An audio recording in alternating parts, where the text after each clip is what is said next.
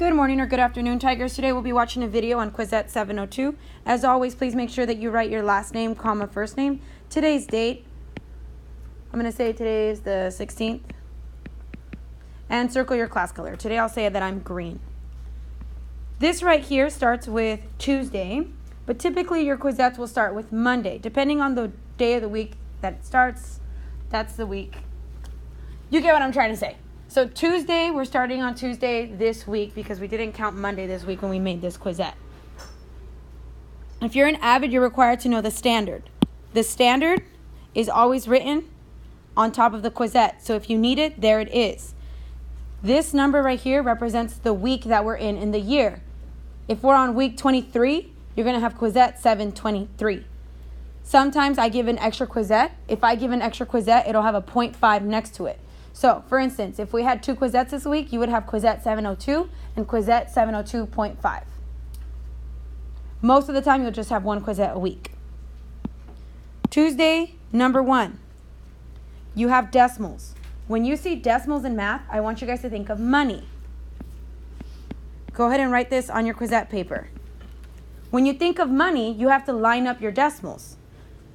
Number 1 does not line up the decimals vertically. It lines them up horizontally. We have to line them up horizontal. We have to line them up vertically. So $4 plus 90 cents. This right here is 90 plus $2.50. 0 plus 0 is 0. 9 plus 5 is 14. Carry the 1. 4 plus 1 is 5. 5 plus 2 is 7. Bring down your decimal. Your answer is $7.40. And you can even write it as $7.40.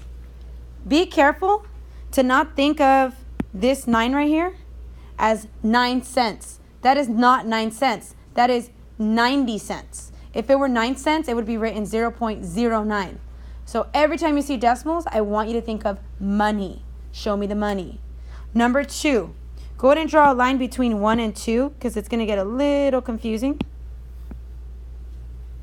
So number 2 has fractions. When we're adding or subtracting fractions, you need to have the same denominator. So they need to have a common denominator.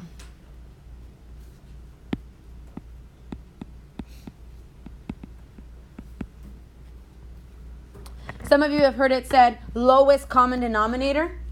Really, it should be a common denominator. It's okay if it's not the lowest. It'll be easier if it's the lowest, but it doesn't have to be the lowest. It just needs to be a common denominator. You need to have the same number on the bottom of the fraction. Remember, denominator is just a fancy long word for the number on the bottom of the fractions. The bottom number, denominator. Denominator, the bottom number. Remember that. So here we have 4/3 plus 1/4. Whenever I'm referring to 4/3, I'm going to write it in blue.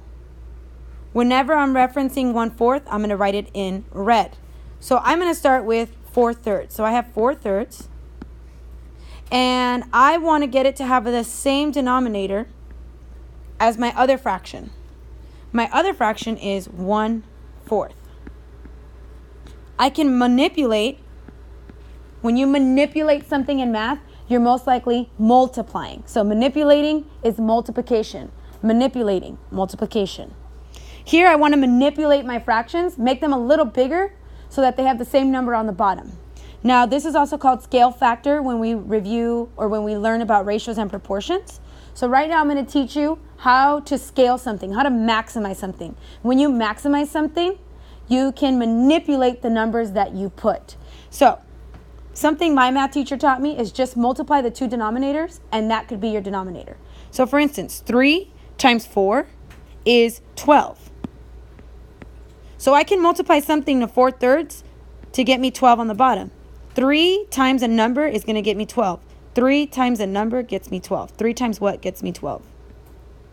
4. And when I multiply to the denominator, I have to multiply the same exact thing to the numerator. 3 times 4 is 12, but 4 times 4 is 16. There. So in ratios and proportions, this right here is considered your scale factor. You maximized this fraction by 4. And that got you 16/12, which is what you wanted. Now this fraction has to get maximized by something, not the same thing. It has to get maximized by something to get me 12 on the bottom over here. So what times 4 gets me 12? There's a fraction I'm looking for right here. 4 times a number gets me 12. 4 times 3. It's the same number. 4 times 3 gets me 12. What I multiply to the numerator, what I multiply to the denominator, I have to multiply to the numerator. 1 times 3 is 3. Now you can tell, and now you can see that both of them have the same denominator. Both of them. I'm just highlighting. You don't have to cross out the 12. I'm just highlighting. So you know what I'm talking about. So now you have the same number on the bottom. You can actually do the operation that's being asked. And the operation that's being asked is addition. So I'm going to add 16 over 12 plus 3 over 12. 16 plus 3 is 19. And then 12, you don't add 12 to 12. It's the same denominator.